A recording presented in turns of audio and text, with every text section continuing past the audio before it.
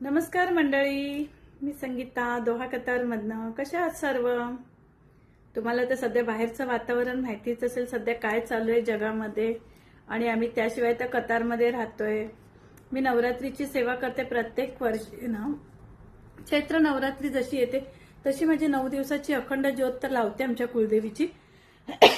आणि त्याचबरोबर ना हे दुर्गा सप्तशतीचा पाठ करत असते. मी दुर्गा सप्तशतीचा पाठ करणं खूप छान आहे आणि म्हटलं तुमच्याबरोबर थोडासा व्हिडिओ शेअर करावा हा, की मी करते तुम्हीही करा.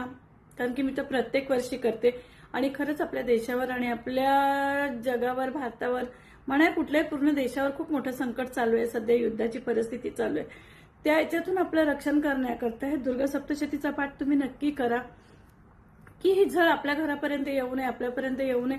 याच्याकरता तुम्ही उद्या नवरात्री चालू होते, तुमच्या कुलदेवीचा आई जी तुमची असेल, आशापुरा, माझी तर कुलदेवी आशापूर आहे, तुमची तुळजाभवानी असेल, महालक्ष्मी असेल, कोल्हापूरची आई, वेगळ्या वेगळ्या प्रत्येकांच्या देवी आहेत, कालिंका माता असेल, प्रत्येकांची कुलदैवत वेगळं वेगळं असते. त्याच्या कुलदेवीच्या नावाने कळश भरा आणि नवरात्रामध्ये 9 दिवस अखंड ज्योत लावा. आणि हा ना दुर्गा सप्तशतीचा पाठ लावा. मी दरवर्षी लावते. म्हटलं तुमच्या बरोबर शेअर करूया म्हणून मी व्हिडिओ बनवायला घेतला. मी उद्या लावणार आहे कारण की मी इथे कतारमध्ये आहे.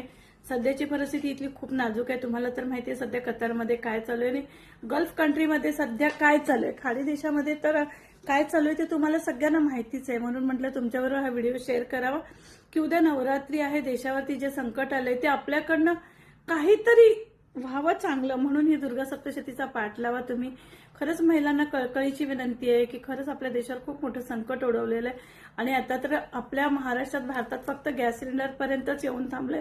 पुढचं माहिती नाही पुढे अजून काय होणार आहे. त्याच्याकरता ही दुर्गा सप्तशतीचा पाठ लावा. 9 दिवसाचा कुलदेवीची मनोभावे सेवा करा. तुम्ही स्वामी भक्त असाल, स्वामी समर्थांची सेवा करता करता, दुर्गा आईची सेवा करता करता दुर्गा सप्तशतीचा पाठ लावू शकता. जे नरेंद्र महाराजांचे भक्त आहेत, माझ्या स्वामींचे भक्त आहेत, त्यांनाही मी कळकळीची विनंती करते की तुम्ही माऊलींची सेवा करता करता कुलदेवीची त्याचबरोबर सेवा करायची आहे. तुम्हाला दुर्गा सप्तशतीचा पाठ लावायचा आहे.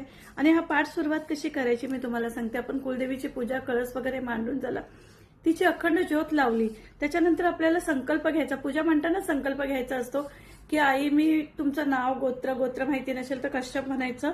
तुम्ही राहता कुठे पूर्ण ऍड्रेस द्यायचा आणि आईला सांगायचं की आई माझ्या देशावर आलेलं ह्या संकट सावरण्याकरता मी आजची पूजा चालू केलेली आहे, या मी आज तुझा कळस भरलेला आहे, या मी सप्तशतीचा पाठ करते.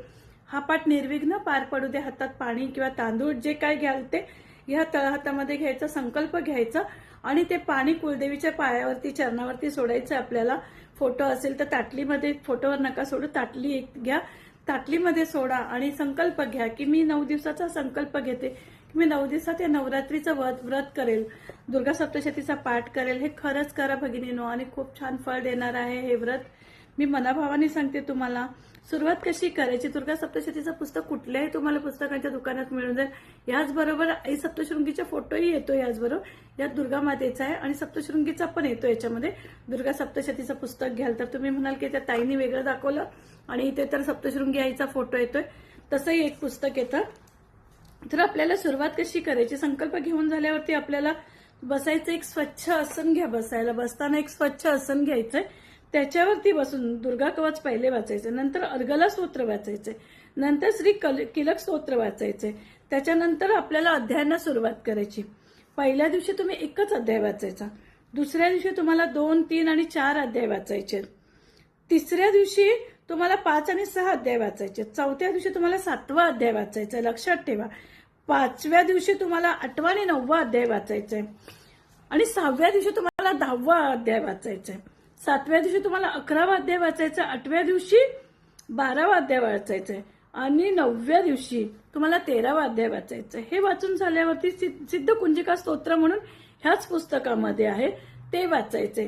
क्षमा प्रार्थना करायची, आईचे मनोभावे ओवाळून घ्यायचे आईला. अशी तुम्ही निर्विघ्न सेवा करा 9 दिवसाची. जे संकट या देशावरती आलेलं आहे ते संकट निवारण्याला आपल्याकडनं छोटीशी मदत, जास्ती काहीच करू शकत नाही आपण. सीमेवरती जाऊ शकत नाही, घर सोडून कुठे जाऊ शकत. ज्या माता भगिनी माझा व्हिडिओ बघते त्यांना खरंच कळकळीचे हात जोडून विनंती आहे की दुर्गा सप्तशतीचा पाठ लावा. हात जोडून विनंती की जे संकट आलंय ते संकट निवारण्याकरता आई भगवतीला प्रार्थना करा.